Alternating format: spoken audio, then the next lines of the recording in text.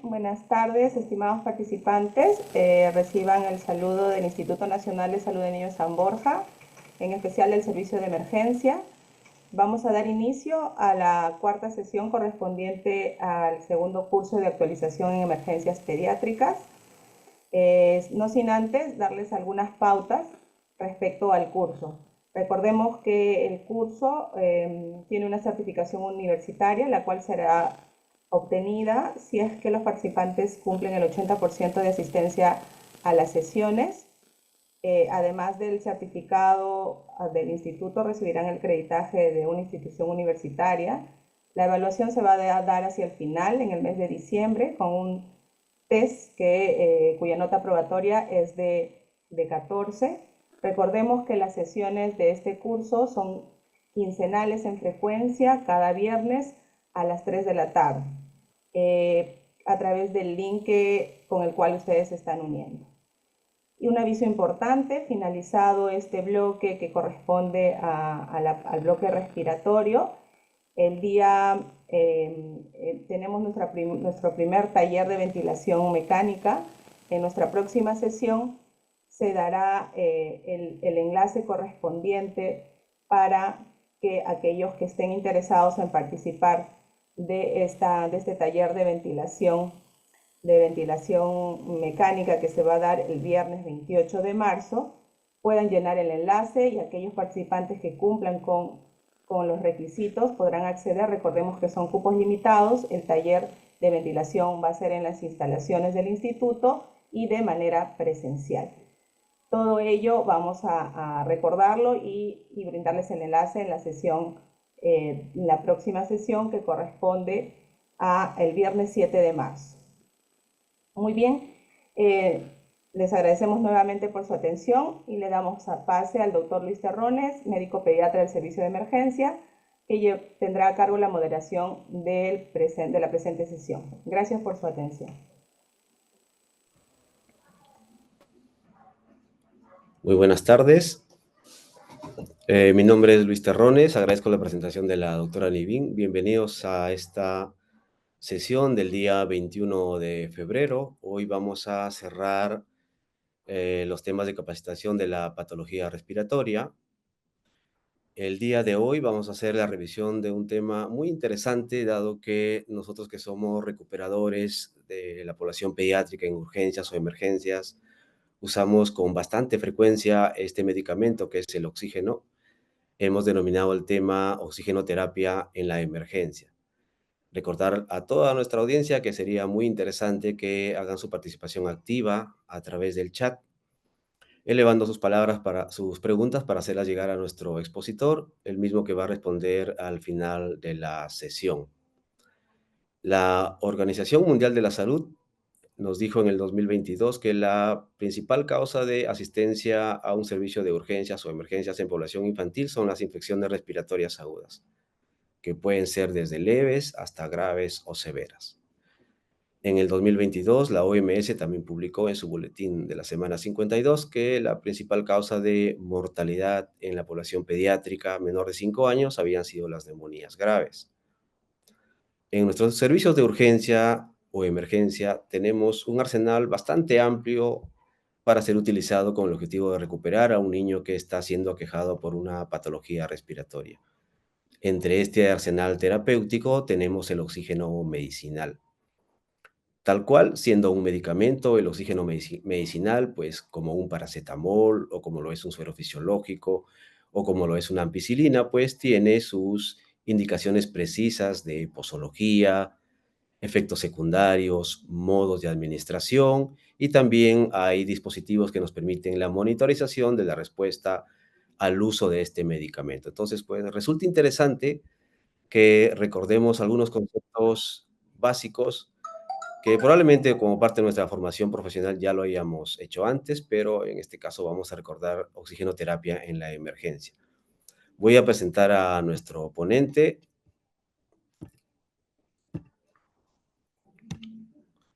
Nuestro ponente es el doctor Carlos de la Cruz. Él es médico cirujano egresado de la Universidad Nacional Mayor de San Marcos. Tiene la segunda especialidad profesional en pediatría en cuidados intensivos pediátricos, también a cargo de la Universidad Nacional Mayor de San Marcos, y actualmente se desempeña como pediatra intensivista de la Unidad de Cuidados Pediátricos del Instituto Nacional de Salud del Niño de San Borja. Antes de darle el pase al doctor de la Cruz, agradecemos de antemano su participación. Repetimos e invitamos a la audiencia que hagan sus preguntas a través del chat para que nuestro expositor las pueda responder y tengamos objetivos claros resueltos al final de la revisión del tema. Doctor de la Cruz, le doy la bienvenida a nuestra reunión académica del día 21 de febrero. Lo escuchamos. Muy buenas tardes con todos. No sé si me escuchan correctamente. Sí, doctor, lo escuchamos. Perfecto. Voy a compartir mi pantalla.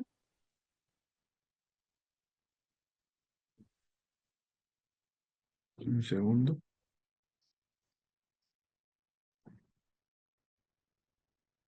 ¿Se visualiza bien? Lo vemos perfectamente, doctor. Puede iniciar. Perfecto. Nuevamente, muy buenas tardes. Eh, Agradezco la invitación al segundo curso de actualización de emergencias pediátricas. El tema que vamos a desarrollar ahora es oxigenoterapia en emergencia. Como bien lo ha dicho el doctor, es un tema de repente muy conocido por todos nosotros que participamos de la atención en emergencia o unidad de cuidados intensivos donde laboren, pero siempre es importante recordar ciertos conceptos, no solamente del manejo, sino también del uso de este medicamento, porque finalmente el oxígeno, recuerden que es un medicamento. Voy a comenzar, en primer lugar, mencionando ciertas definiciones que son importantes a recordar siempre. Uno, ¿qué cosa vendría a ser hipoxemia? Vendría a ser justamente una presión parcial de oxígeno menor de 80 milímetros de mercurio, lo cual conllevaría a una saturación menor del 90% probablemente. ¿Qué es una hipoxia? Es una disminución de la oxigenación a nivel tisular. ¿Qué es el FiO2? Es la fracción inspirada de oxígeno, que como bien todos sabemos, está alrededor del 21% a nivel ambiental, exactamente en 20,9%.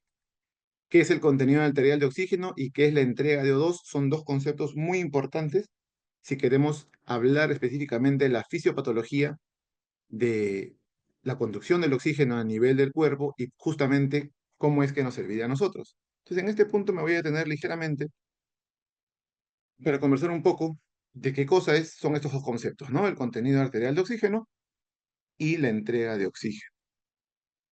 Voy a colocar puntero. Ya está.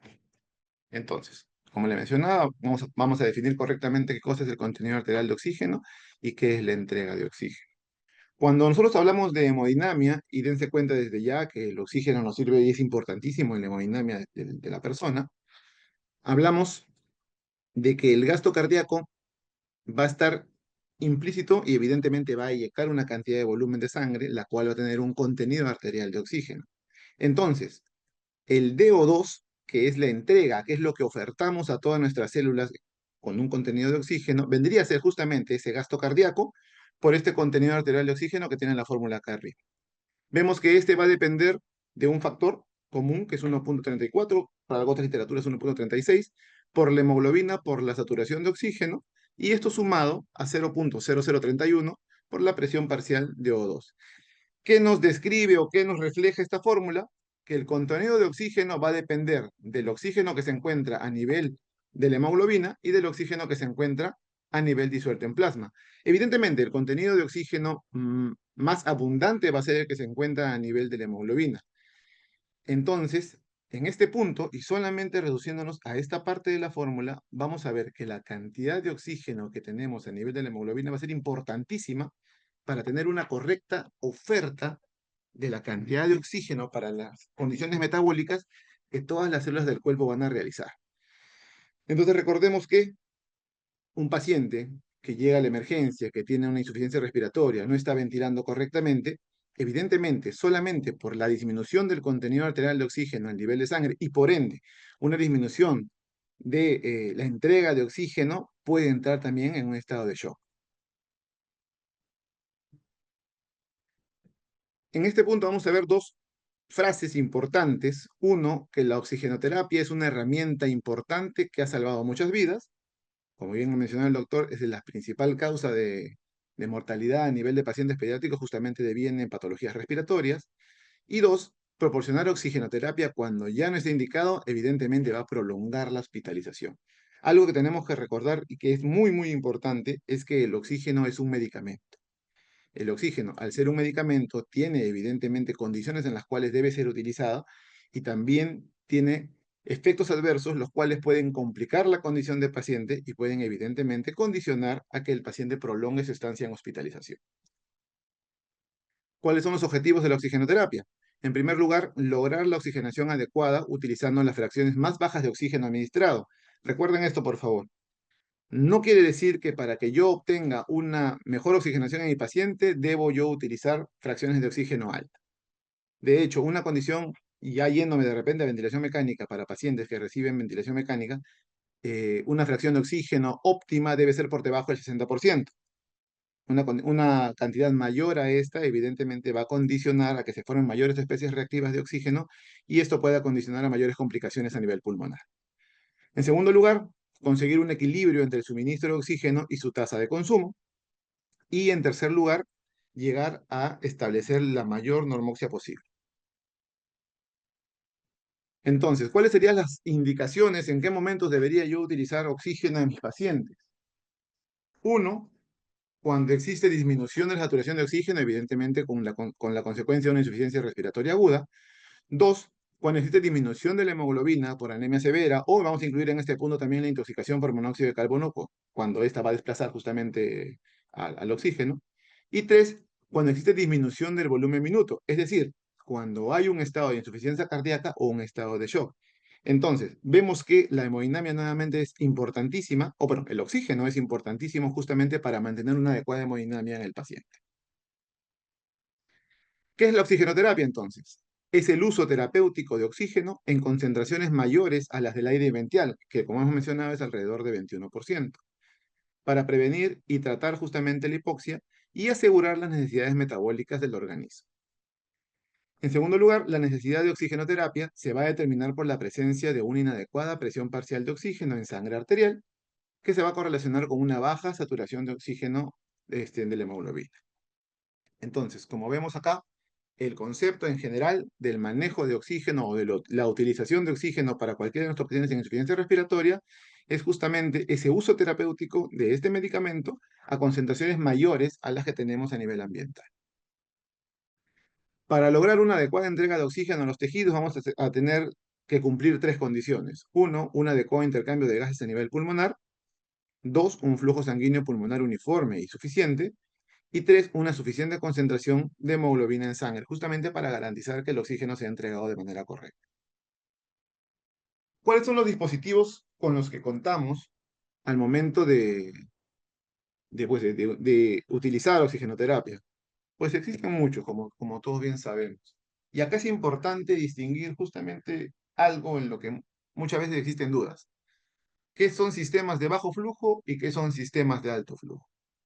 De manera concreta, y para encontrar una diferencia tangible, un sistema de bajo flujo es un sistema que no proporciona el requerimiento inspiratorio total del paciente.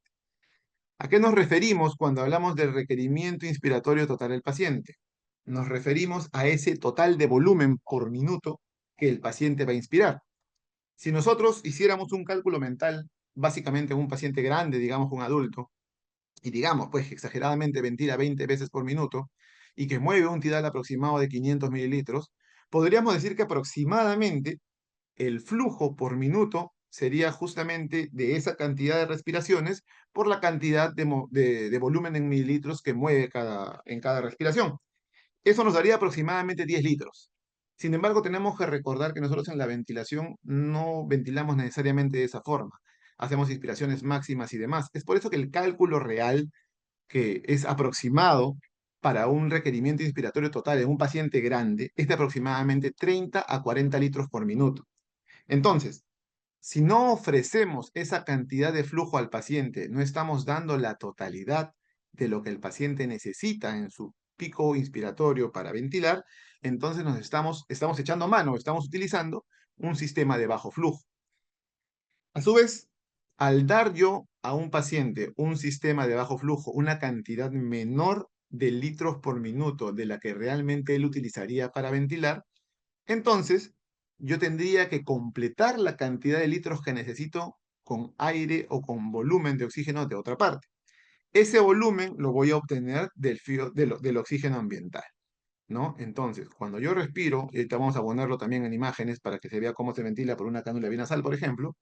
Cuando yo ventilo mediante una cánula binasal, yo lo que utilizo ahí es el flujo de oxígeno que viene de mi oxígeno empotrado, que tiene un aproximado de FiO2 de 93 a 100%, y lo voy a combinar con el FiO2 del ambiente que yo voy a utilizar en volumen para completar mi requerimiento inspiratorio total. Es por eso que el FiO2 usualmente en ese momento es más alto, porque el que se me ofrece, y a su vez se hace no constante, porque va a depender de cada ventilación del paciente. Y evidentemente las ventilaciones en pacientes que tienen ya algún tipo o algún grado de trabajo respiratorio o algún grado de dificultad respiratoria van a ser inclusive más inconstantes, ¿sí? A su vez, los sistemas de bajo flujo suelen proporcionar flujos menores de 40. Esto también es a tomarlo con pinzas porque no necesariamente es así, sobre todo en pacientes pediátricos. Entonces, en general, tenemos uno, que los sistemas de alto flujo van a proporcionar el total del requerimiento inspiratorio del paciente. Es decir, me van a dar todo el pico flujo inspiratorio que el paciente necesita, me van a dar todo el volumen de aire que necesito para ventilar. Dos, el sistema de alto flujo me va a dar un FiO constante a diferencia del sistema de bajo flujo, porque al haber mezcla con el aire ambiental, me va a dar un FiO2 que va a ser muy variable. Y tres, como lo mencioné, puede proporcionar el sistema de alto flujo, flujos mayores a 40 litros por minuto inclusive, y los sistemas pues, de bajo flujo evidentemente dan flujos menores a este. Entre los sistemas de alto flujo, como lo vemos en la imagen, están principalmente las cánulas nasales de alto flujo, los sistemas Venturi, las máscaras con reservorio, los he puesto en el medio porque básicamente las que tienen válvula, las que tienen válvula y evitan la reentrada se consideran como sistemas de alto flujo y los que no tienen válvula se consideran como sistemas de bajo flujo, porque generan mayor mezcla. Y en sistemas de bajo flujo tenemos las máscaras simples, que son las más comunes, y las cánulas binasales, esencialmente, que son las que más utilizamos en emergencia. Entonces comenzamos por sistemas de bajo flujo. Una cánula binasal usualmente tiene un material de silicona o de plástico, está compuesto por una tubuladura con una zona central con dos tutores que se van a colocar a nivel de las narinas sin ocluirlas en su totalidad, sino parcialmente.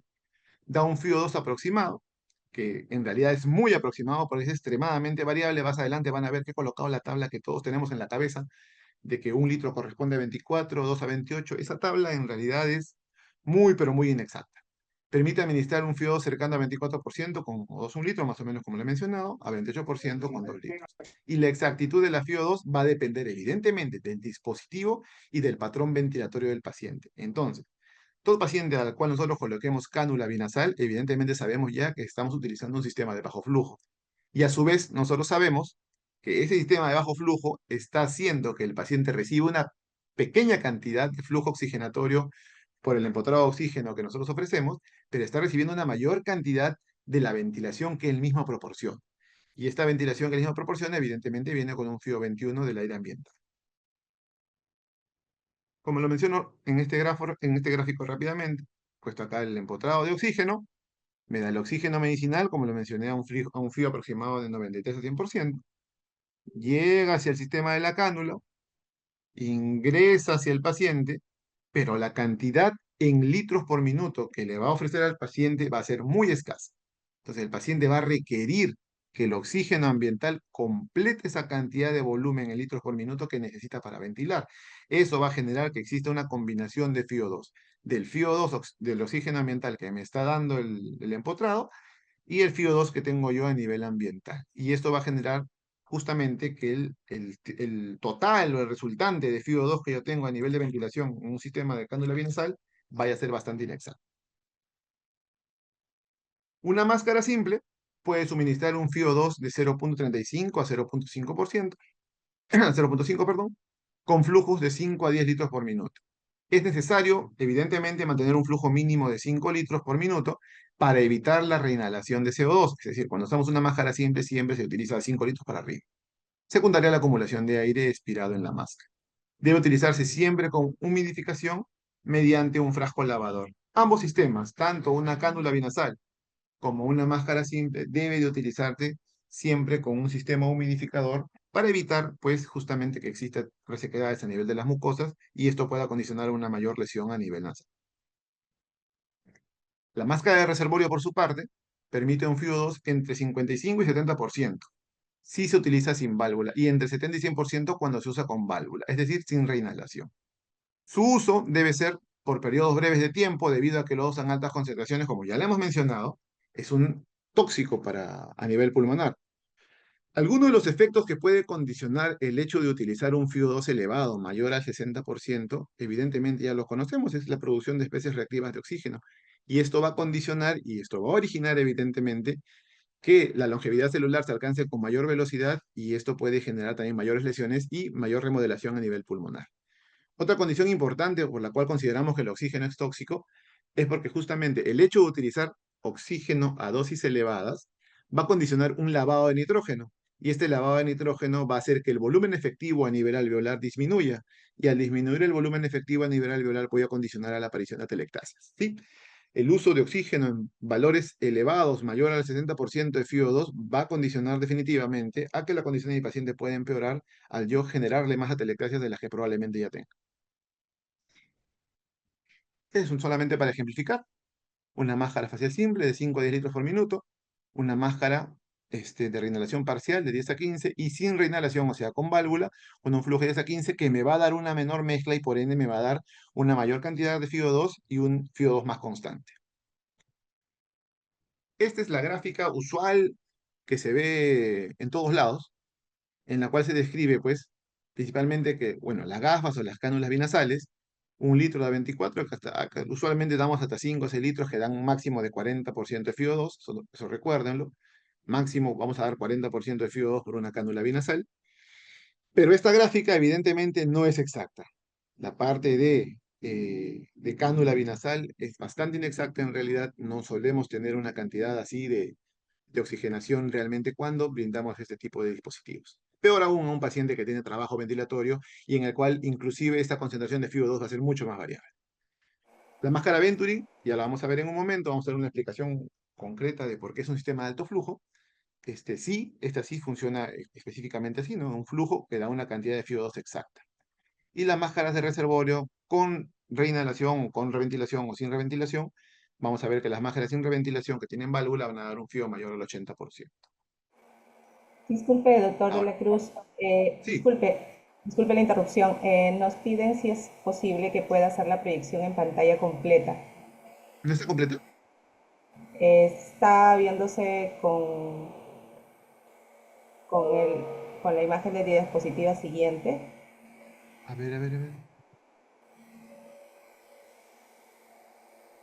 Un segundo. Qué raro.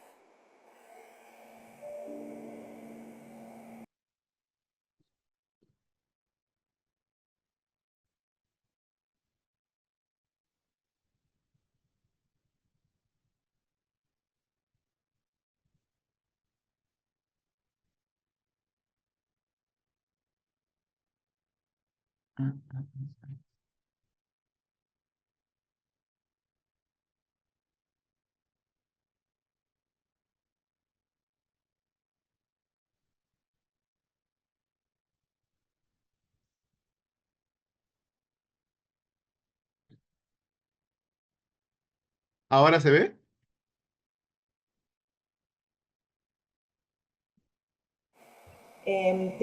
Sí se ve, pero tendría que elegir la opción compartir pantalla y es compartir la ventana, ¿no? Para poderlo verlo completo.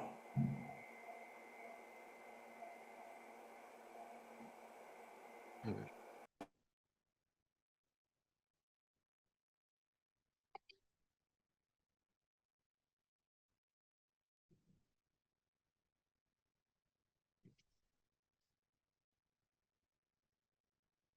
¿Ahora se ve?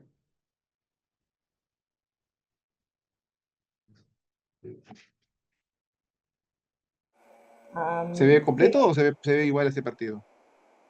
se ve igual.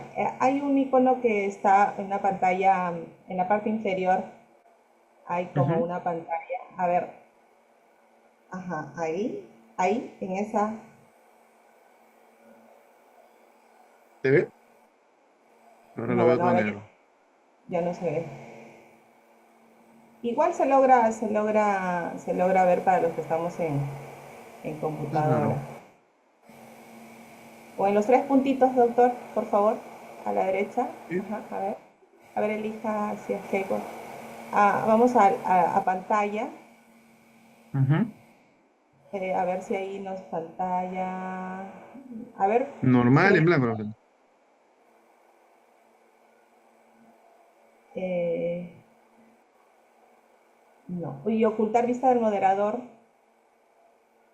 ahí mismo. Ajá.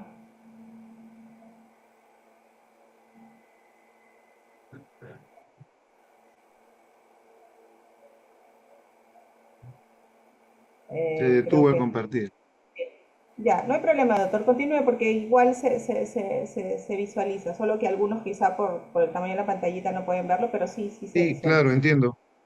Pero Ajá. qué raro. ¿No? Ahora sí vemos pantalla completa sin Pero no, pero no se ve como presentación, ¿verdad? ahorita no. Nos comentan que puede ser por el puntero. Ah, por el puntero. A ver. Deje de compartir y vuelva en todo caso a compartir, por favor.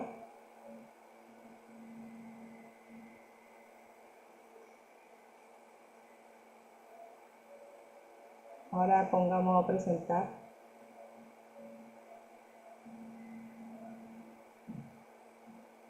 A ver. Ajá. Allí. Qué raro. Un segundo. No, no.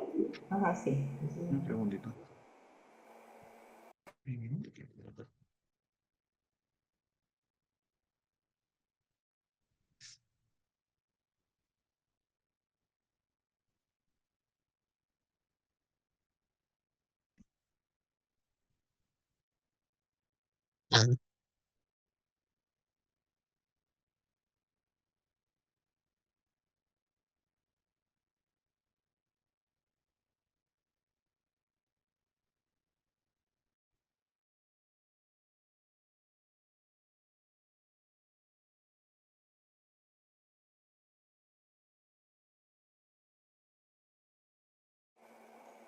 Si no, continuemos como lo venía haciendo, doctor, no hay problema.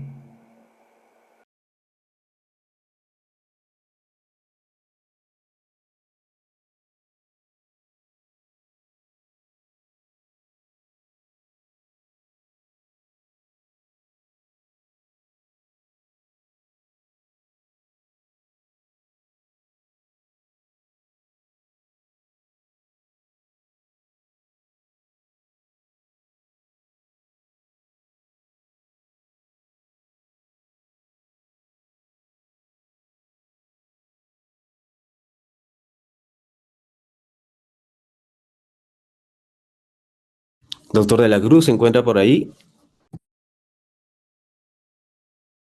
Sí, estoy solucionando el problema. Un segundito. Bien, aprovechamos mientras el doctor de la Cruz soluciona este problema técnico, básicamente para que todos quienes están accediendo al curso puedan visualizarlo. Les agradecemos su paciencia. Recordarles que las próximas fechas del curso son en marzo el 7 y el 21, en abril el 11 y el 25, en mayo el 9 y 23. Todas estas fechas las pueden visualizar en el link donde se encuentra colgado el programa, por favor.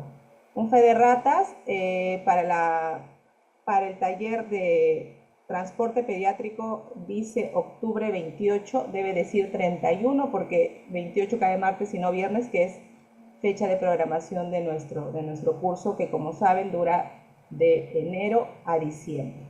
Bien, doctor, si ya podemos continuar cuando usted diga.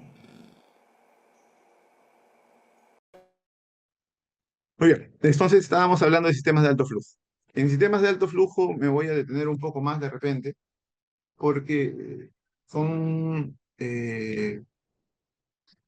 sistemas que en emergencia en realidad deberían ser utilizados. Sin ir muy lejos, una cánula nasal de alto flujo, o la cánula nasal de alto flujo específicamente, fue diseñada para disminuir los ingresos a ventilación mecánica y por ende a UCI. Es decir, las cánulas de alto flujo, los sistemas de Venturi deben ser utilizados en emergencia justamente con la intención de retardar y de evitar que el paciente progrese a más. Evidentemente muchas veces no se va a poder, pero la intención es finalmente esa.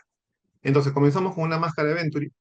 La máscara Venturi es el sistema de alto flujo muy bien conocido, proporciona una FIO2 estable, conocida, ya que permite la mezcla de aire de O2 en forma controlada, mediante una fórmula física que en un rato les voy a explicar y espero que se me entienda claramente.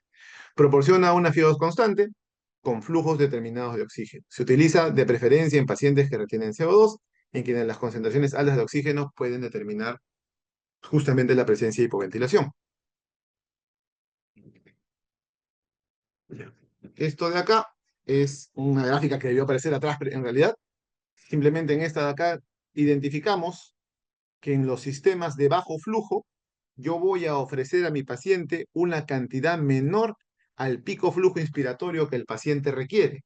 Entonces, una cantidad importante de oxígeno, perdón, o de flujo de oxígeno va a tener que ser ofertada por el FIO2 ambiental y esto genera una mezcla, como se los he mencionado hace un rato. Sin embargo, en un sistema de alto flujo, nosotros proporcionamos la cantidad de oxígeno, perdón, la cantidad de flujo de oxígeno en una cantidad mayor al pico flujo inspiratorio, y entonces al proporcionarla a una cantidad superior al pico flujo inspiratorio, damos una cantidad constante de FIO2.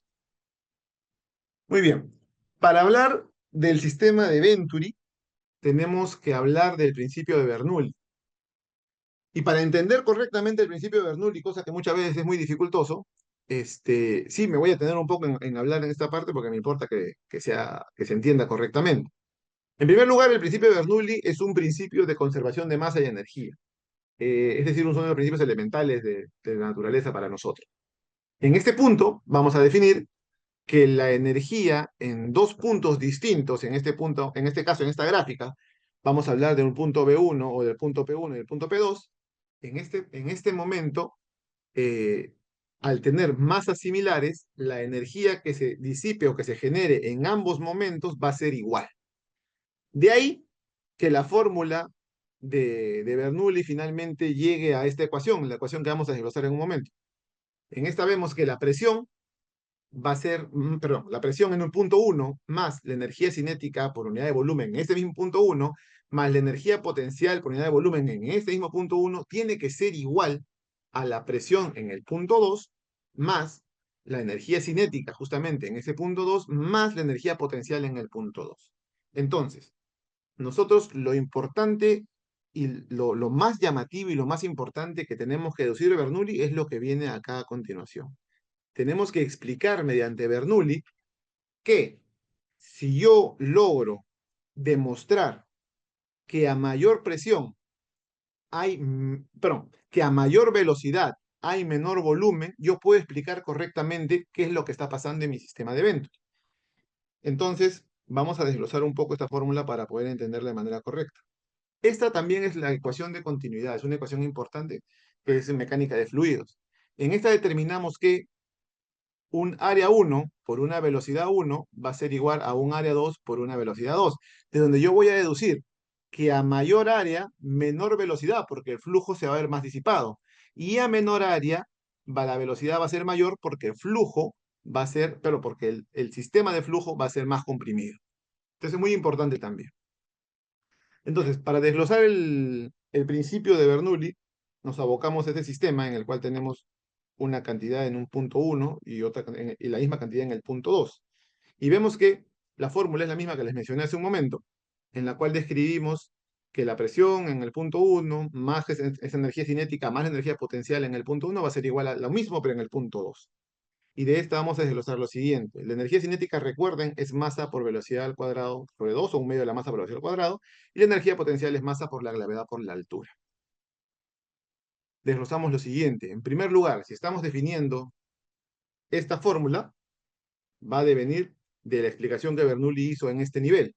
Si decimos que la energía no se crea ni se destruye, se va a mantener en el constante de este recorrido a nivel de una tubuladura, así varíe su área. Entonces, sabemos que el trabajo más la energía cinética más la energía potencial en el punto 1 va a ser similar al trabajo más la energía cinética más la energía potencial en el punto 2. Desglosamos qué es trabajo, que es fuerza por distancia. Lo desglosamos fuerza por distancia, que es a x1. Igual, la energía cinética, como lo mencionamos en la gráfica anterior, es 1/2 de la masa por la velocidad al cuadrado, similar, se coloca en esta parte. Y la energía potencial, que también es masa por gravedad por altura, que se coloca también en esta parte. Todos, evidentemente, en función de la posición en la que nos encontremos, en la posición 1 o en la posición 2. Ahora, ¿qué es lo que hizo Bernoulli? Bernoulli lo que hizo es dividir a todo este sistema complejo entre el volumen, porque es un volumen constante el que está recorriendo el sistema. Entonces, al dividirlo entre el volumen, sacamos en primer lugar que de la primera parte, sabemos que la presión es igual a fuerza sobre área. Si la presión es igual a fuerza sobre área, entonces la fuerza va a ser presión por área. Si la fuerza en el punto 1 es presión sobre área, va a ser la presión del punto 1 sobre el área 1. ¿Sí? Y esto multiplicado, evidentemente, por esta distancia, dividido entre el volumen. ¿Sí? Entonces, al desglosar este punto, sabemos que el volumen va también relacionado al área de la distancia, porque el volumen del cilindro va a ser justamente el área de la base por esta longitud, que vendría a ser la altura en casos particulares. Entonces, al eliminar los factores comunes, nos va a quedar que el primer factor va a ser la presión 1, que va a ser similar en el otro lado de la ecuación.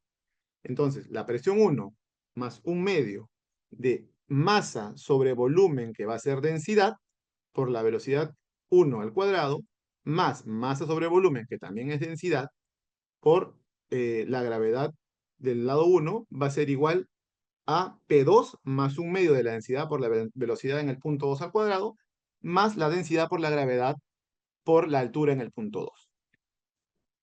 Entonces, en este punto tenemos esta ecuación.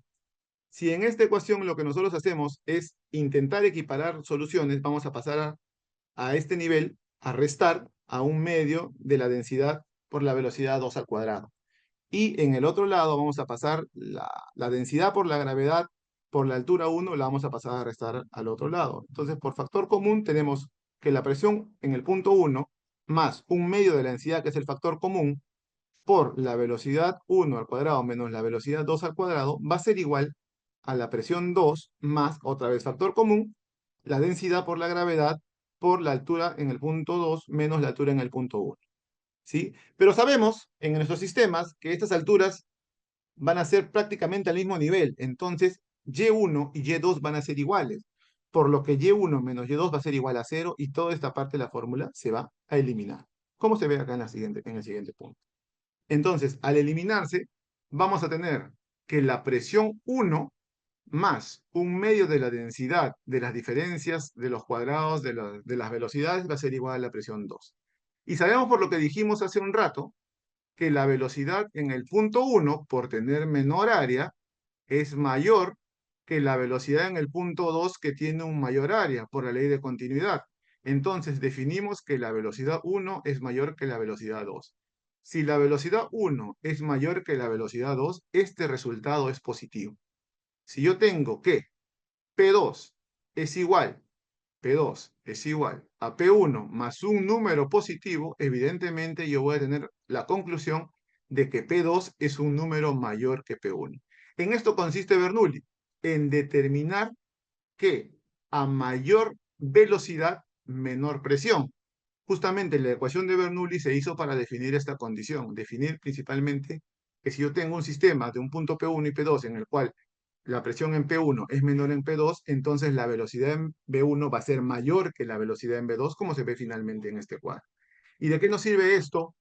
Para catalogar o para entender el sistema de alto flujo de Venturi. Principalmente nos sirve para definir lo siguiente. Si yo tengo un sistema en el que tengo una apertura mayor, como pueden ver, acá entra mayor cantidad de aire que en esta zona que es más delgada. Si yo permito que el área sea mayor, por ende, la velocidad de flujo va a ser menor. Si la velocidad de flujo es menor, la presión que se ejerce en esta dirección va a ser mayor. A menor velocidad, mayor presión. Y si hay mayor presión de este sistema, el contenido de aire que ingrese por este agujero va a ser menor y va a ser controlado. Por su parte, si yo tengo en mi sistema de Venturi, que tengo una apertura menor, tengo mayor velocidad, si tengo una mayor velocidad, tengo una menor presión. Y si tengo una menor presión, voy a generar también, pues justamente, que el volumen que ingresa del FIO2 ambiental sea mayor. Espero que esta parte se haya entendido. La verdad, en general es algo complejo de entender inicialmente, pero este mecanismo es, bueno, lo podemos ver en muchísimas cosas en la vida diaria. Para nosotros es importantísimo entender en qué consiste o en qué es, cómo se resume el principio de Bernoulli, el principio de Bernoulli que va a explicar justamente cómo es que se usa una máscara tipo Venturi. Al tener yo una ecuación matemática que me permite controlar correctamente el flujo de aire ambiental que va a ingresar y que se va a mezclar, evidentemente, voy a poder yo controlar una cantidad de FiO2 exacta. ¿Sí? Por ese motivo, y porque yo ofrezco evidentemente una cantidad de flujo mayor al pico flujo inspiratorio del paciente, este sistema de Venturi se considera un sistema de alto flujo. Se considera que un sistema de, perdón, un litraje de 4 litros por minuto ofrece 0.24, 6 litros 0.28 FiO2, 8 litros 0.31, 10 litros 0.35, 12 litros 0.40 y 15 litros 0.5, 50% de FiO2 aproximadamente. Estos son los dispositivos. Hay del tipo de los que están hacia el lado izquierdo de su pantalla, en la cual simplemente se puede regular, y al regular la posición, lo que yo voy a regular es la apertura de ingreso de flujo por ese sistema. Y como recuerden, ¿no? Si yo regulo un agujero más pequeño, un área más pequeña, quiere decir que la presión va a ser mayor. Si la presión es mayor, el flujo que ingresa por esta zona va a ser menor. Entonces la mezcla va a ser menor y el FiO2 va a ser más alto. De igual manera, si la apertura es mayor, perdón, por este lado, si la apertura es mayor, entonces yo voy a tener una velocidad menor. Y si la velocidad es menor, la presión va a ser mayor. Cánula nasal de alto flujo es el otro sistema que actualmente lo tenemos, francamente, en la gran mayoría de hospitales del país, que se utiliza con mucha frecuencia, pero del cual tenemos que saber las particularidades y en qué momento debemos utilizarlo de manera correcta. Para comenzar, es un sistema, pues, evidentemente de alto flujo. Es un sistema que consta de varias partes. Uno, una cánula o una interfaz que va directamente al paciente. Dos, un sistema generador de flujo. Tres, un sistema de entrega de humidificación y calefacción. Y cuatro, un circuito con cable calefactor, que pues viene a ser el corrugado que usualmente utilizamos. Perdón, y cinco, el equipo que va conectado a un flujómetro que evidentemente que da un flujo para mediciones altas. ¿Cuáles son los mecanismos por los cuales nosotros sustentamos la utilización de una cánula de alto flujo? En primer lugar, que va a aumentar el O2. Genera un lavado del espacio muerto nasofaringio, ocupa oxígeno y favorece la eliminación del CO2. Es por eso que ustedes van a ver que en bibliografía antigua inclusive se decía que una contraindicación que aún se considera como relativa era justamente que el paciente tenga un CO2 elevado. Sin embargo, se ha visto pacientes y se ha visto estudios en los cuales el CO2, una retención de CO2 también puede ser utilizada se puede utilizar una cánula de alto flujo. Administra un flujo inspiratorio mayor al que requiere el paciente, como ya lo hemos visto, y logran evitar inhalación de aire ambiental y control de FiO2. Se da un control directo del FiO2. El efecto CPAP es un efecto que últimamente se viene, de repente no tan últimamente, se viene poniendo en contradicción. Genera cierta presión positiva sobre la vía aérea, que es variable, impredecible y evidentemente no es regulable. Puede disminuir la telectasis y mejorar la ventilación-perfusión, mejora la elastancia pulmonar y genera un discreto reclutamiento alveolar. Aporta cierto grado de presión de distensión que no se ve directamente relacionado a la aplicación de un incremento de la presión al final de la expiración. Y finalmente, pues, genera humidificación y calentamiento del gas inspirado, mejora el aclaramiento mucociliar, disminuye el trabajo metabólico y evita la broncoconstricción. Bueno, en este punto vamos a ver, es una condición similar en la cual se ve que en los sistemas de alto flujo van a generar un aumento de presión que se ha visto también que en el volumen al final de la expiración genera un incremento, lo cual puede generar cierto grado de reclutabilidad, por eso hay un incremento de reclutabilidad, y mejorar de esta forma la compliance pulmonar. Incrementa el FiO2 a hacer un FiO2 controlado, lo cual va a mejorar la presión parcial de oxígeno, y esto todo a su vez va a generar una disminución en la tasa de la frecuencia respiratoria, una disminución en el trabajo ventilatorio y una disminución en el esfuerzo respiratorio que tenga el paciente. Genera pues un washout del espacio muerto y esto genera un aumento del clearance de CO2, lo cual también pues va a sumar a ese efecto. Y la adecuada humidificación y calentamiento del sistema van a generar un adecuado confort al momento de ventilar al paciente. Esto de acá nos explica básicamente la justificación per se de cómo es un sistema de alto flujo, en qué consiste un sistema de alto flujo. Como se puede ver acá, que también lo he mencionado previamente, yo tengo un sistema de cánula tradicional, una cánula binasal que me ofrece 5 litros por minuto de oxígeno, ingresa al paciente, pero el paciente necesita una cantidad de oxígeno, una cantidad, perdón, de litraje mayor para ventilar y para vencer el pico flujo inspiratorio, que es aproximadamente 40, entonces necesita aproximadamente 35 litros por minuto de una cantidad de volumen mayor para llegar justamente a su pico inspiratorio y poder ventilar de manera correcta. Sin embargo, en una cánula nasal de alto flujo, este va a actuar como un sistema de oxigenoterapia que va a proporcionar la totalidad del pico flujo inspiratorio del paciente. En este caso, por ejemplo, 35 litros por minuto, considerando que un pico flujo inspiratorio normal es aproximadamente de 30 a 40 litros por minuto. Entonces, al yo ofrecer toda la cantidad de pico flujo inspiratorio que requiere el paciente, no va a haber necesidad de que el paciente tenga que ventilar del oxígeno ambiental, ni va a tener que haber mezcla.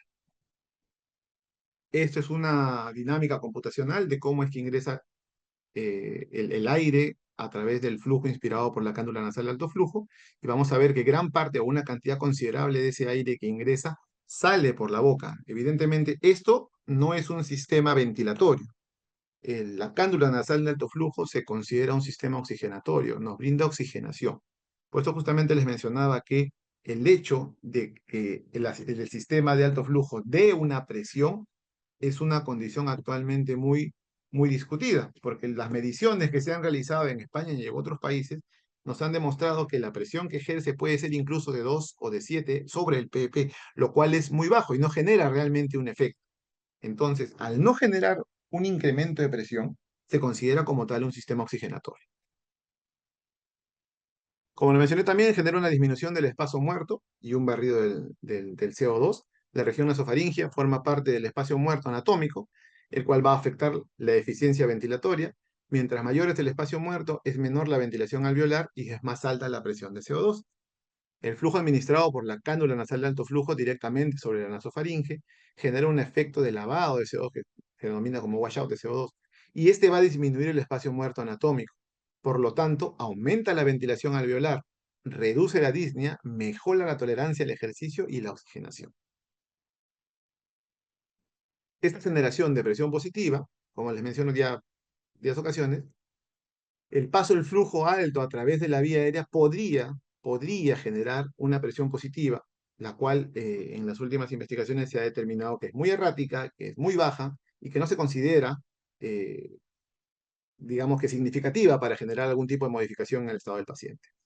Este es un estudio en el cual se ve en la parte superior la presión faríngea y en la parte inferior la presión esofágica, de la cual derivamos la presión intrapulmonar, ¿sí? Y en la cual se ve que en un tiempo de 5 segundos aplicado a flujos de 1 litro y a flujos de 7 litros a pacientes en los cuales estos 7 litros serían dispositivos de alto flujo, vemos que en la presión faríngea el incremento de este flujo, o sea, el hecho de dar sistemas de flujo alto, de alto flujo, sí genera un incremento a nivel de la presión. Genera un incremento a nivel de la presión faríngea, es decir, la presión faríngea sí va a aumentar definitivamente. Sin embargo, al momento de hacer mediciones a nivel de la presión esofágica, se ve que el nivel de presión como tal que se ejerce sobre las estructuras intratorácicas no incrementa. Lo que va a disminuir es justamente este valle que tenemos nosotros entre las ventilaciones, pero no genera un incremento de presión al final de la expiración que sea significativo por lo menos. El aumento del volumen circulante y del trabajo respiratorio, eso es justamente lo que tenemos que generar. Como se menciona anteriormente, la generación de la presión positiva o este errático que genera, Podría mejorar la insensibilidad pulmonar y la disminución del espacio muerto anatómico, mejora la ventilación alveolar efectiva, por lo que el volumen circulante podría incrementarse. Y hay una mejoría en el transporte mucociliar al entregar el gas pues, calefactado y humidificado. Se disminuye o se minimiza el secuestro de humedad y temperatura desde la mucosa bronquial, lo cual va a facilitar el transporte mucociliar. Justamente algunos estudios han demostrado que esta disminución en el momento de que usamos sistemas no correctamente humidificados puede reducir hasta un 20% la motilidad ciliar a nivel de los hilos de todo el sistema respiratorio. ¿Cuáles son las indicaciones? En términos generales, el sistema de alto flujo debería utilizarse en fracaso respiratorio leve a moderado que no ha respondido a terapia oxigenatoria convencional de bajo flujo. Y definitivamente los sistemas de alto flujo son sistemas que deberían utilizarse de manera regular, de manera muy regular, en pacientes en emergencia. Las indicaciones son hipoxemias, hipercapnia, con FIO2 alrededor del 40%, insuficiencia respiratoria hipoxémica leve moderada, necesidad progresiva de oxígeno, profilaxis post-extubación, que la verdad actualmente cada vez lo utilizamos más, que también en ocasiones no deberíamos utilizarlo con tanta continuidad si no es necesario, pacientes que tienen apnea obstructiva del sueño, inflamaciones de vía aérea y exacerbación de una falla cardíaca en la cual también nos puede apoyar. Para la programación, ¿cómo se programa inicialmente un sistema de alto flujo? Seguramente todos han visto la guía española, en la cual se detalla ya desde hace mucho tiempo que se debería dar un sistema de flujo inicial de 2 litros por minuto, perdón, de 2 litros por kilogramo de peso, y cuando el paciente tiene más de 10 kilos, son 2 litros por kilogramo de peso, y a esto le sumaríamos, después de los primeros 10 kilos, 0,5 litros por lo que nos resta de peso. Eh, Sin embargo, esto es variable, ¿no? Es solamente la sugerencia de una entidad. Sin embargo, vemos que el mismo CECIP, con la Sociedad Europea, recomiendan que en la mayoría de estudios considera que el alto flujo, la administración de más de 2 litros en neonatos y más de 6 litros en niños, con un máximo de 20 a 30 litros, lo que se ajusta aproximadamente a 2 litros por minuto. La Sociedad Argentina sugiere que hasta los 15 kilogramos se dé 2 litros por minuto por kilogramo de peso, y si tiene más de 15 kilogramos, se podría iniciar un flujo de 30 a 60 litros, y esto es muy variable realmente. El FIO2 que nosotros iniciemos en esta programación va a ser ajustable al objetivo de saturación que tengamos con determinado paciente. Si evidentemente es un paciente que previamente está sano, nuestro objetivo de saturación es por encima del 92-94%. Entonces ajustaremos un FIO2 de acuerdo a ese valor. Usualmente, nosotros consideramos un inicio de FIO2 al momento de comenzar la cánula de alto flujo alrededor del 60%. Y en función de este, comenzamos la disminución una vez que hayamos obtenido una adecuada oxigenación. Esta es una tabla también en la cual se describe cuánto es el peso aproximado de un paciente a determinada edad y cuánto debería ser el flujo inicial. Hay que recordar una cosa muy importante. Nosotros trabajamos con niños.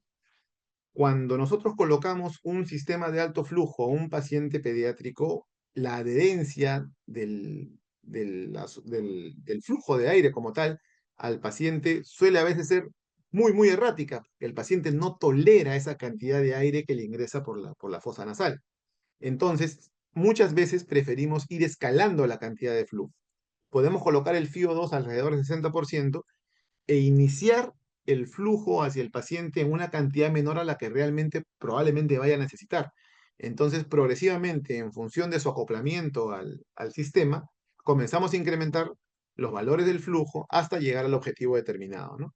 Como podemos ver acá, en pacientes mayores de 12 años, pesos alrededor de 40 kilos, lo típico de inicio del flujo es entre 20 y 30 litros por minuto, pero tenemos un rango entre 5 y 50 litros por minuto que son los que podemos utilizar en ese tipo de pacientes.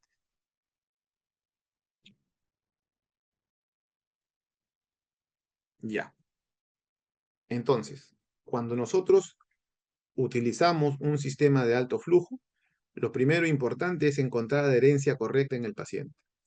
Segundo, vamos a monitorizar cómo nos está yendo con el sistema de alto flujo. En este punto existen diversas investigaciones las cuales nos dicen cómo debe ser el monitoreo en cuanto yo utilizo un sistema de alto flujo. Lo primero, la condición más importante que yo debo observar es evidentemente la condición clínica. Entonces, lo que más va a mandar para nosotros en cuanto a la respuesta al sistema de alto flujo, como se ve en esta investigación, por ejemplo, es las condiciones clínicas. Y dos de estas condiciones clínicas importantísimas van a ser la frecuencia cardíaca y la frecuencia respiratoria.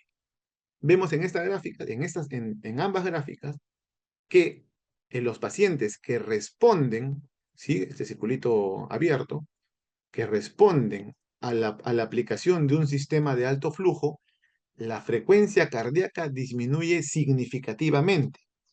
Según se mencionan en muchos artículos, la disminución de la frecuencia cardíaca es de aproximadamente un 20% de la que tenía inicialmente antes de colocar el sistema de alto flujo.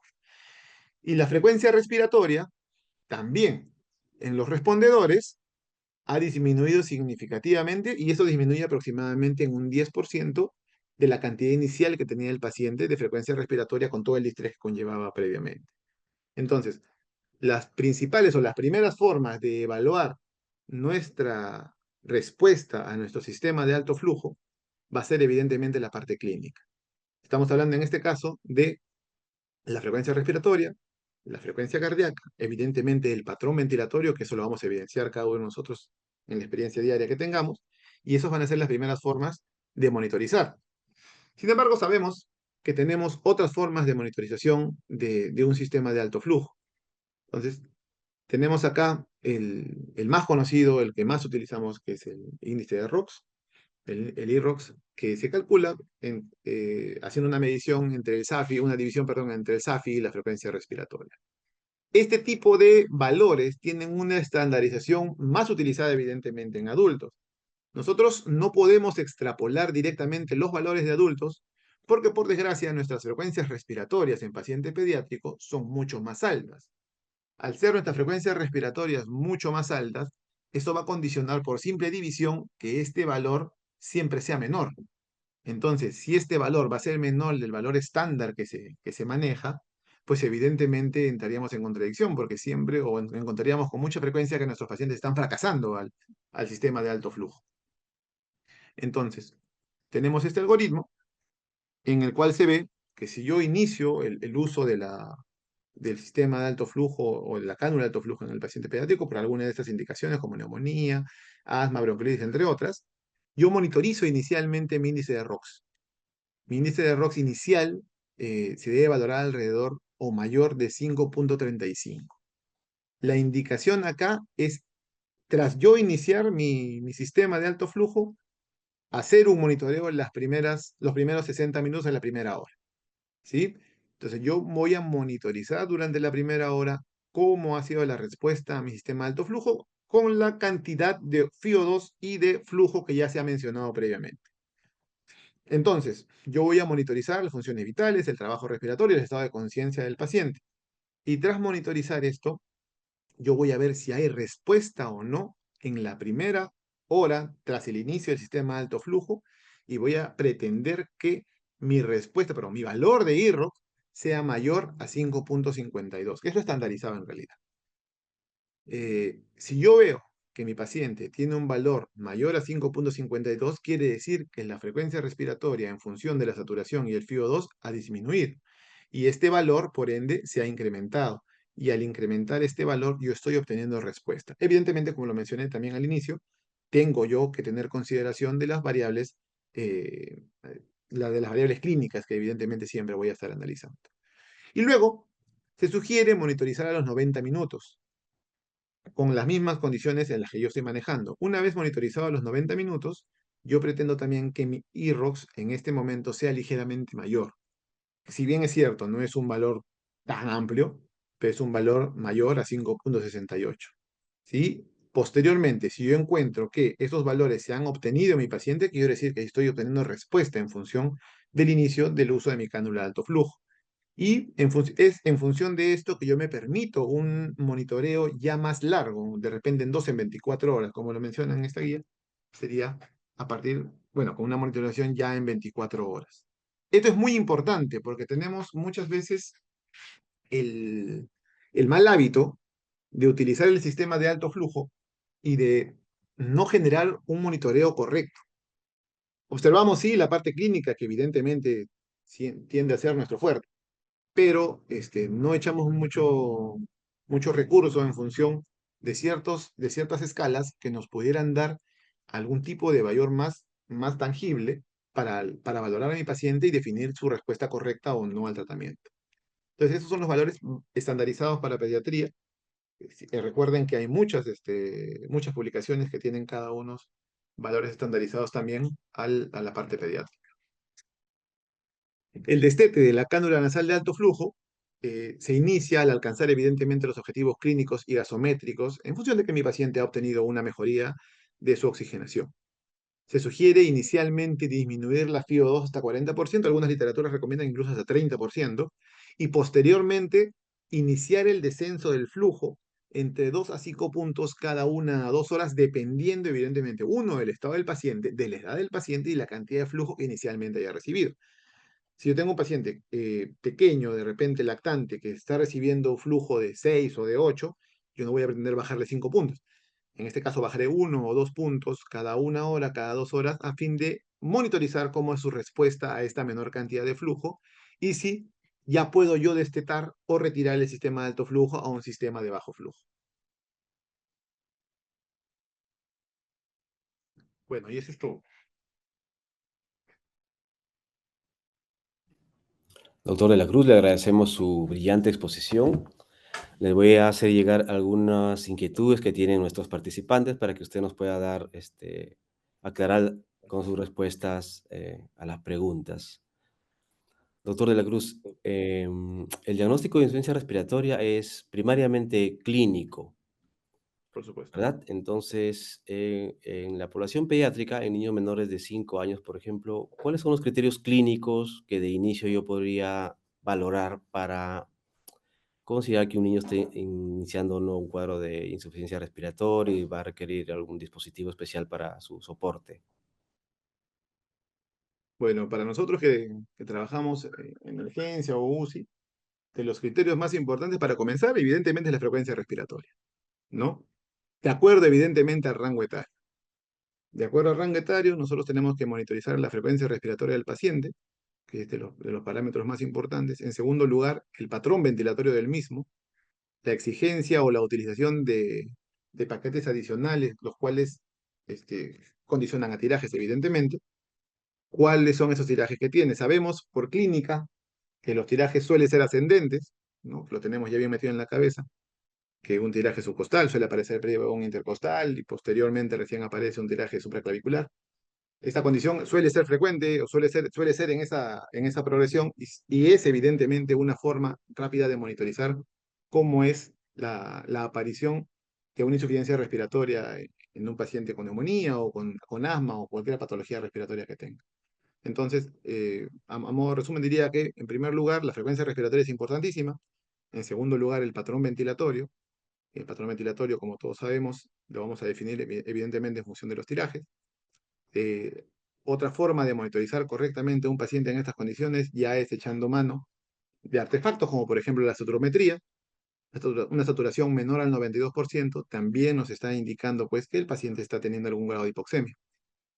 Y evidentemente ya voy a entrar en un campo más allá, de repente cuando el paciente ya está entrando en una insuficiencia respiratoria que va a requerir otro tipo de medidas, pero evidentemente el estado de conciencia del paciente también es importantísimo para tener una evaluación clínica rápida y ver cómo está desarrollándose el paciente en función de su insuficiencia respiratoria.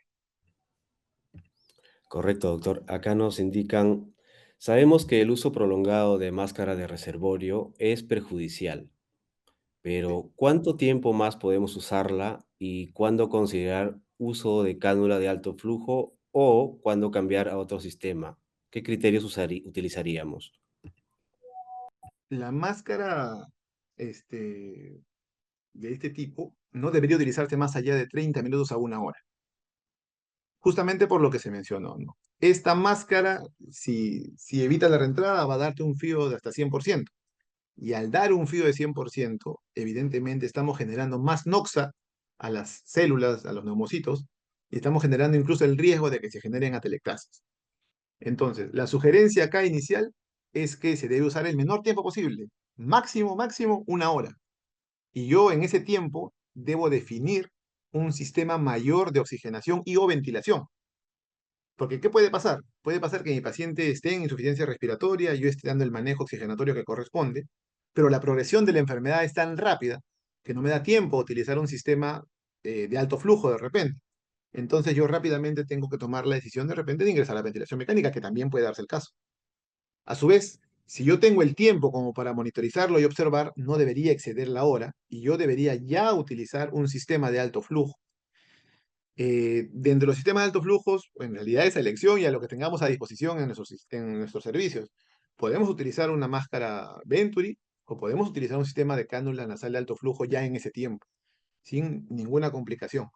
En realidad, si nosotros ya hemos llegado a un sistema de reservorio, quiere decir que estamos requiriendo FiO2 mayores al 60%. Entonces, sin temor a equivocarme, es necesario ya utilizar un sistema o un dispositivo oxigenatorio mayor. En ese caso, utilizar la cánula de alto flujo sería de elección. Cuando utilizamos oxigenoterapia sabemos que debe ser escalonada, ¿verdad? Tal cual usted Claro. nos presentó los sistemas de administración de oxígeno, podemos empezar con una máscara simple, una cánula binasal. La pregunta es, por ejemplo, si yo tengo la alternativa de utilizar una máscara de Venturi versus una cánula de alto flujo, ¿cómo decidiría yo tomar la iniciativa e instalar uno u otro dispositivo de inicio, es decir, en el paciente, ¿no? Sí, claro. Si yo estoy en progresión de oxigenoterapia, de hecho, la primera alternativa, que no la tenemos usualmente porque no está en nuestro radar por lo general, es utilizar una máscara Venturi.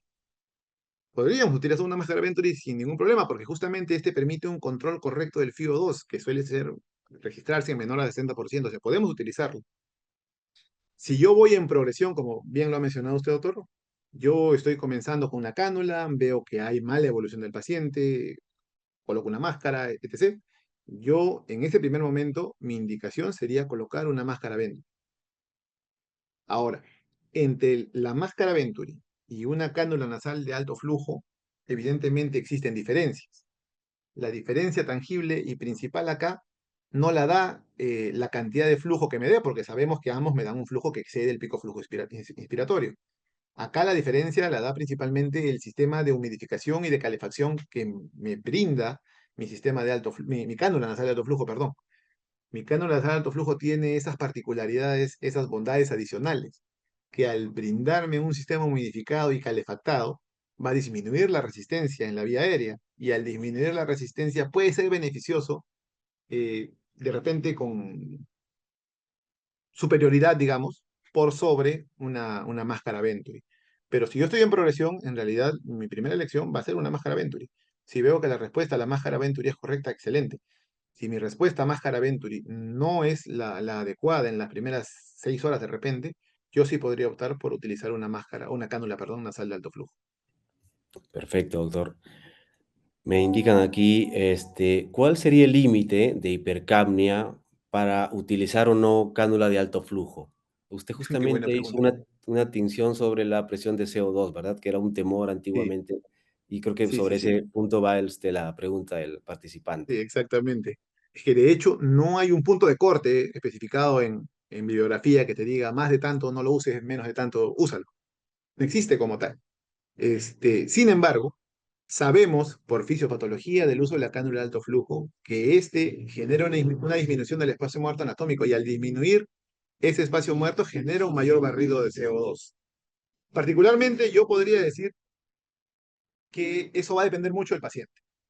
Si yo tengo un paciente crónico, paciente que tiene displasia broncopulmonar, que ha estado muchas veces de repente en ventilación mecánica, etc., y que maneja de por sí un CO2 elevado, que maneja un CO2 alto probablemente ya por una condición propia de su pulmón, la cánula de alto flujo puede ser indicativa, porque mi intención en ese momento como tal no es generar normocapnia como tal, en valores, digamos que usuales, ¿no?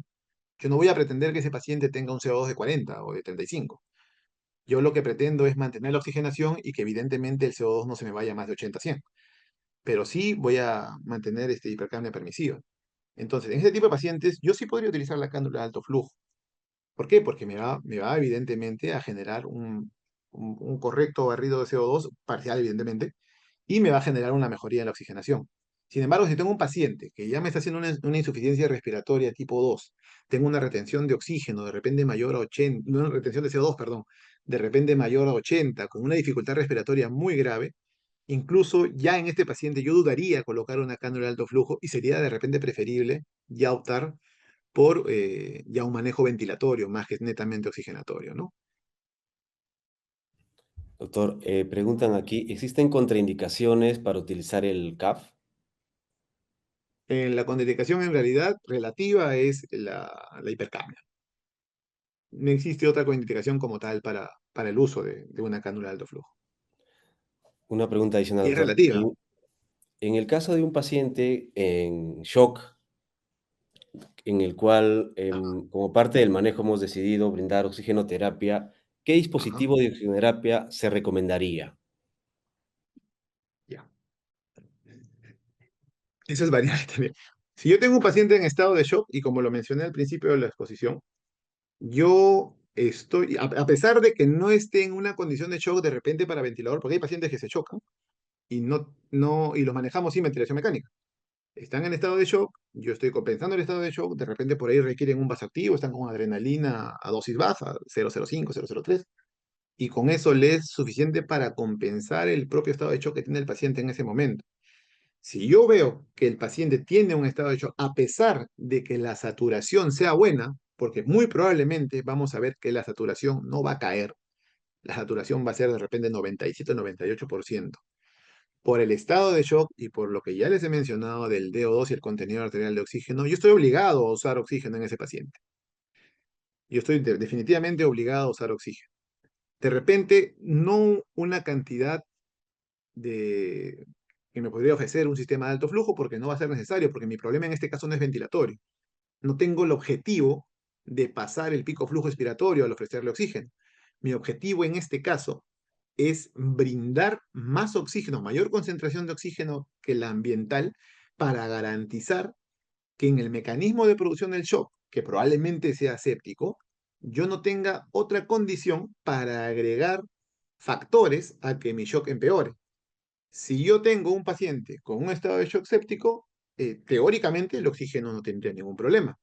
Sin embargo, lo que yo hago al agregar oxígeno al tratamiento es básicamente limitar los riesgos de que otra condición pueda agregarse al estado de shock.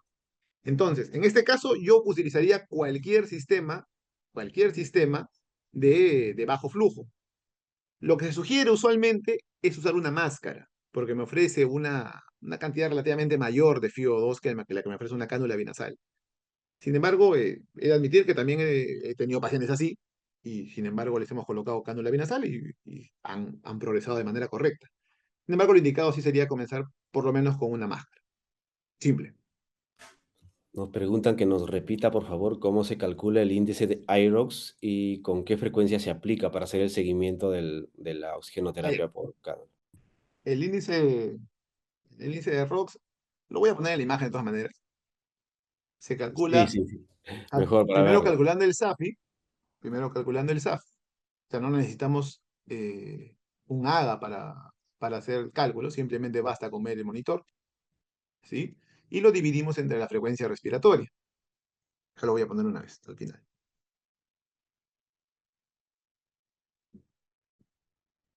A ver. Ahí está. Entonces, es el SAFI, que es la saturación del paciente en ese momento entre el FiO2 en fracción, ¿ah? O sea, 0,3, 0,4, lo que corresponda, y esta división se divide entre la frecuencia respiratoria que tiene el paciente en el momento de la evaluación. Y así obtengo yo mi índice de ROX. Ahora, ¿con qué frecuencia debo utilizarlo? Como se ha visto en este monitoreo, las primeras 2 horas se debe hacer muy frecuentemente. Debo hacer yo una evaluación al inicio, tras 1 hora de haber iniciado, y a los 90 minutos. Hay literaturas que sugieren a las 2 horas, pero en realidad es preferible hacer un monitoreo más continuo. Y posteriormente puede utilizarse cada 6 a cada 24 horas para el monitoreo del paciente.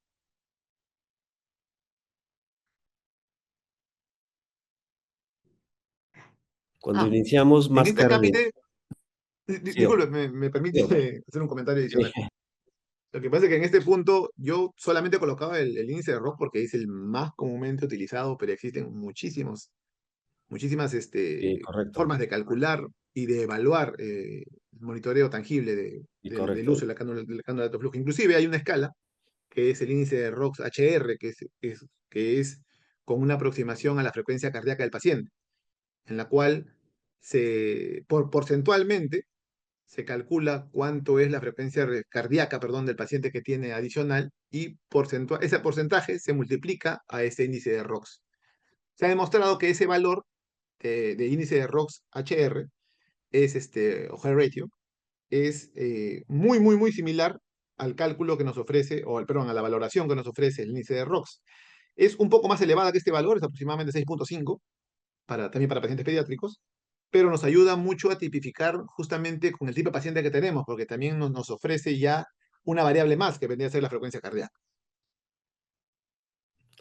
Cuando decido iniciar cánula nasal de alto flujo, usted nos ha explicado, doctor, que existen algunos valores para aplicar al peso del niño o algunos valores que ya están estandarizados. Preguntan Ujú. aquí, en ese caso, en el caso del FIO2, ¿con cuánto de FIO2 decido iniciar el primer reto para cánula de alto flujo? Si yo he progresado a cánula de alto flujo, quiere decir que mis sistemas de bajo flujo han fracasado, ¿no? Entonces, ¿Por lo que encima se de qué sugiere, FIO2? O sea, hablando solo de FIO2, ¿no? ¿A partir de qué lo- FIO2 deberíamos? hablando solo ¿32? de FIO2. 36. Si hablamos solo de FIO2, el FIO2 inicial que se sugiere para el inicio, como lo pongo acá en la diapositiva, va a ser ajustable al objetivo de saturación. Es decir, que el paciente sature más del 92% si es un pulmón sano previamente. Entonces, cuando nosotros colocamos un paciente en un sistema de alto flujo, lo usual es colocarlo entre 50 y 60% de manera inicial y en función del objetivo de saturación, que puede ser incluso en minutos, o sea, lo puedo ver yo los primeros 10, 15, 20 minutos, puedo comenzar a titular la bajada del FIO2, ¿sí? Entonces, la bondad de la cánula de alto flujo es que yo puedo movilizar el FIO2 y el flujo de manera independiente. A diferencia de mi sistema Venturi, la cual van de la mano. Entonces, en este caso, yo puedo movilizar mi FIO2 rápidamente. Como les repito, si yo voy a iniciar un sistema de alto flujo con cánula de alto flujo, mi FIO2 entre 50 y 60% inicialmente, y de acuerdo a respuesta, en los primeros 10-15 minutos, puedo comenzar la titulación. Y Hay una recuerden que el inquietud. objetivo siempre es utilizar el menor FIO2. Correcto, doc. Hay una inquietud por el uso de la máscara de Venturi. Dice, cuando usamos máscara de Venturi, ¿con qué FIO2 debo iniciar? Cuando yo voy a usar máscara de Venturi nuevamente, es porque yo estoy utilizando previamente un sistema de bajo flujo que no ha resultado efectivo. Entonces, probablemente yo he iniciado, perdón, ya sí, he iniciado mi máscara de Venturi luego de repente de haber estado con una máscara de reservorio, en la cual he tenido un FIO2 altísimo. Y he tenido, bueno, un flujo bajo, pero un FIO2 altísimo. Entonces, como en la máscara de Venturi, como lo acabo de mencionar, no puedo yo disociar el FIO2 del flujo y los tengo que mantener unidos, lo sugerente es iniciar con un FIO de 50%. Eso es lo que se sugiere. Iniciar con un FIO de 50% y hacerlo regulable en función de la respuesta del paciente. Usted lo expuso, pero están pidiendo que por favor nos vuelva a explicar en cómo y en qué momento se inicia el destete del CAF. ¿Cuáles son los Ah, ya. criterios de inicio del destete, doctor? En primer lugar, para yo iniciar el destete del CAF, primero tengo que haber logrado los objetivos por los cuales inicié el CAF. Entonces, si yo he logrado el objetivo de mejorar la oxigenación del paciente, yo voy a pensar ya que es momento de comenzar a retirar este sistema porque evidentemente estoy ofreciendo un flujo mayor al que el paciente necesita. ¿Sí? Entonces, inicio yo el destete cuando alcanzo objetivos y tengo objetivos clínicos y gasométricos ya logrados. ¿Qué se sugiere inicialmente? Y esto lo sugiere la mayoría de organizaciones. Es primero bajar el FIO2. Cuando yo he logrado bajar el FIO2 hasta un punto de 40, y otros sugieren hasta 30% en realidad, pero en general manejamos 40%, yo voy a comenzar posteriormente a bajar o a disminuir el flujo. ¿Cómo disminuyo el flujo? El flujo lo puedo bajar en función de 2 a 5 puntos cada una o cada 2 horas, de acuerdo a la respuesta del paciente, evidentemente. Y como lo mencioné también en ese momento, eso va a depender del paciente.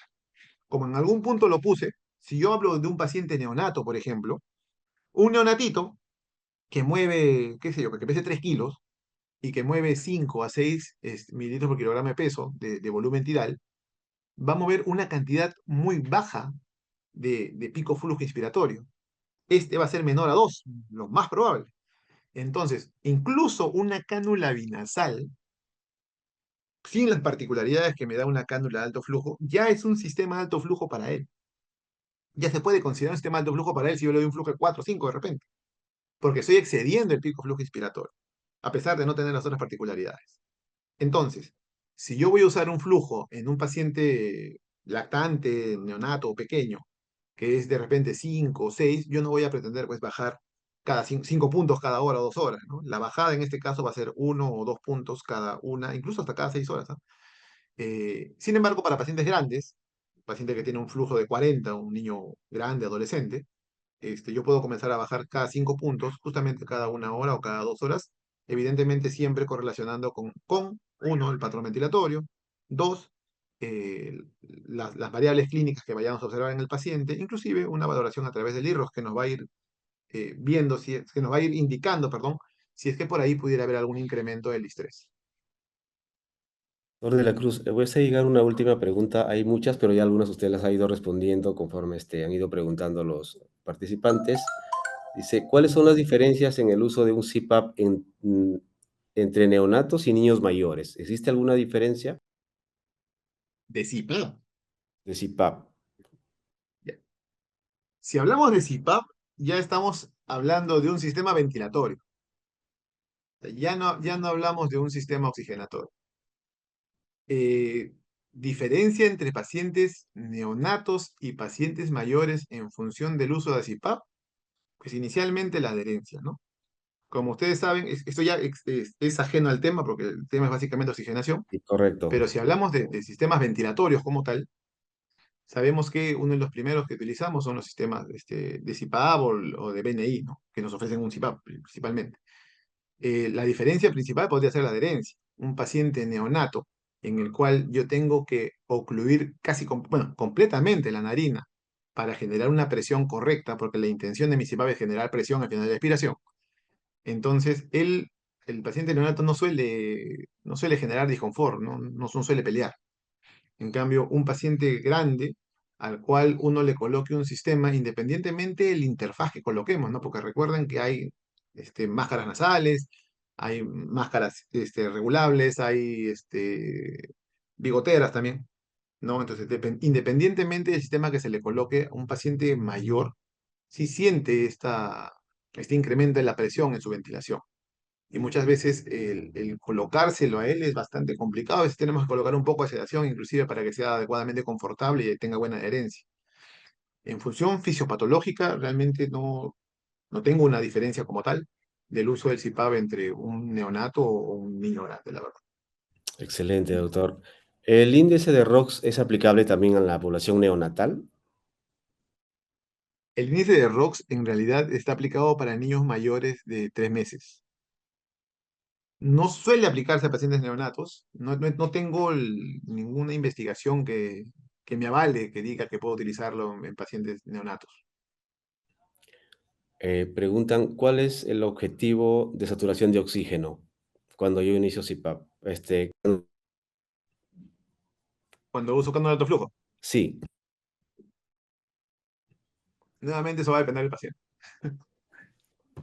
Si mi paciente es un paciente que tiene una neumonía, que es un pulmón sano previamente, no tiene patologías previas, mi objetivo de saturación es mayor al 92%. ¿Sí? Si mi paciente es un paciente con una condición previa de fondo, con una patología respiratoria previa, displasia, etc., mi objetivo de saturación mucho va a depender de cuánta saturación maneje él de manera regular. Y eso evidentemente los padres nos van a informar cuánto es que satura en casa, cuánto de oxígeno recibe en casa previamente. Y en función de eso yo voy a manejar mi objetivo. Por ejemplo, tenemos pacientes que manejan oxigenoterapia a muy bajo flujo en casa y con esa oxigenoterapia saturan 88, 90% y es lo regular para ellos. Entonces, mi objetivo va a estar orientado justamente a la saturación que regularmente tiene este paciente. Entonces, yo voy a tener que regular justamente. No puedo pretender que sature 100%, aunque a pesar a veces lo puedo lograr. Pero no es mi intención llegar a eso, porque estoy hiperoxigenando demasiado al paciente ya en este caso. Entonces, va a depender mucho del paciente. Y lo otro también va a depender de la patología. Si yo estoy enfrentándome a un ARTS, por ejemplo, y yo tengo un paciente que está en ARTS, de repente es un ARTS leve, que me permite manejarlo todavía sin dispositivos invasivos, mi objetivo de saturación va a ser alrededor de 88-92%. Sin embargo, ya si estoy hablando de saturación, evidentemente estoy enfrentándome a un paciente que tiene una patología que está progresando más y de repente voy a requerir un sistema mayor de oxigenación. Doctor de la Cruz, Lo has queremos dicho. agradecer su brillante exposición, a pesar de la dificultad técnica que tuvimos al inicio, pero creo que las ideas son muy Mil disculpas. claras. No, no, para nada, doctor. Cuando hay capacitación virtual, pues uno de los desventajas justamente que se pueda presentar lo que nos ocurrió, pero felizmente lo hemos podido salvar. Creo que todos hemos estado atentos a la revisión que usted nos ha presentado. Ha sido usted muy ilustrativo y luego paciente, respondiéndonos todas las preguntas que la audiencia nos ha hecho llegar. Al nombre del Servicio de Emergencia, doctor, le hago llegar el agradecimiento y esperamos contar con usted en futuras reuniones académicas del servicio y que la institución también está fomentando. Por supuesto. Muchas gracias. Gracias, doctor de la Cruz. Gracias, agradecemos también al doctor Terrones por su moderación y acompañamiento en esta ponencia. A todos los participantes les agradecemos, nos entusiasma mucho su participación, sus preguntas, es la única manera en la que podemos absolverlas y fijar un poco los conceptos, los conocimientos que se están vertiendo en estas sesiones. Solamente para comentarles y antes de despedirnos, comentarles que nos han estado haciendo consultas respecto a cómo pueden inscribirse, capacitarse o coordinar con nosotros capacitaciones.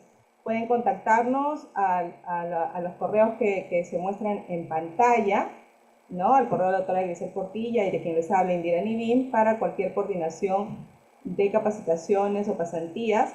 Asimismo, nos han consultado sobre si quedan grabadas las sesiones del presente curso. El presente curso pueden verlo a través de YouTube en la página de docencia. Se ha compartido el link a través del chat y aquí también lo pueden visualizar.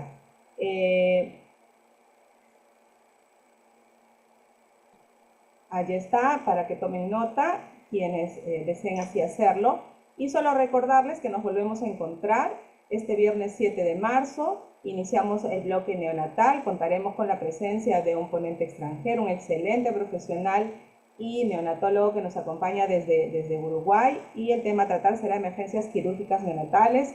Los esperamos. Recuerden que ya nos enviarán a correos recordatorios, sino más bien guarden el enlace para que las próximas sesiones puedan unirse. Empezamos a las 3 y esperamos contar nuevamente con su presencia y participación. Buenas tardes, muchas gracias, hasta luego. Hasta pronto, buenas tardes.